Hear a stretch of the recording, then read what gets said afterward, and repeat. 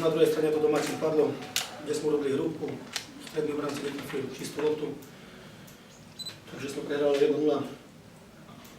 Potom Roman Gergel zo štandardným nádherne trafil. Ja si myslím, že potom sme už hrali to, čo sme chceli hrať.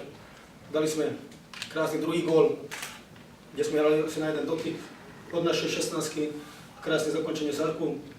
Zase domáci sa vrátil do zápasu a tam Bujľak robil krásnu akciu a Sarka ešte krásne zakončil. Odohrali sme fantastický prvý polčas. Bohužiaľ, druhý polčas sa stalo to, čo sa stalo, za čo sa ja ospravedlňujem a prajem Koňovi skore uzdravenie. Určite tam úmysel nebol.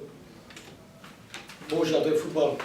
A potom sa to narušilo celé, už sme neboli kompletní. Napriek tomu si myslím, že ten zápas sme mali zvládnuť lepšie. Nakoniec 10 minút pred koncom dostali tretí gól. Ten prvý počas bol fantastický z našej strany a druhý už tam nemá čo hodnotiť. Akorát, že tí hráči to odbehali, domáci vyrovnali, získali sme cenný bod, ale podľa vývoja hry v prvom polčase možno, že sme mohli získať 3 body. Ďakujem.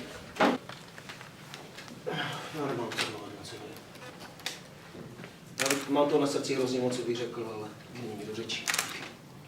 Milí to vašeho reprezentanta, který přišel dneska možná ale zbytek svojí kariéry. A jestli tady ten mysl, tak je mi líto i jeho. Díky jsi výborný chlap, ale přiznat a říct aspoň o tom svým hráčovi, že toto na fotbal na hřiště nepatří. Jestli se budeme zachraňovat ligu tím, že budeme likvidovat reprezentanty nebo kterýkoliv jiný hráče, tím, že mi někdo úmyslně zlomí nohu. Protože ten základ by nebyl ten důsledek byl souboj o pár vteřin předtím a ten Sarka ho hledal celou dobu. A zlomil mu tu nohu úmyslně. Ja si myslím, že rozhodca videl, takže najprv dá žlutú kartu, potom až červenú, takže... Protože neviděl, že má nohu zlomenou. Jasne, ale preto takže důsledek toho musí být zlomená noha. Jako. Jasne hovorím, že... Ta červená karta byla bez toho, že by... Ne, dobře, že se ospravedlňuje. Za co se ospravedlňuje? Za môjho hráča, lebo on tu nemôže byť. Takže ho dejte do sestava kola, protože dal 2 nádherné góly. Může být sestavy kola. Fakt nemám co hodnotit, je mi z toho zle. Já bych řekl hrozně moc věcí, ale bohužel nemůžu, protože bych možná Ďakujem. Prejdeme k otázkam.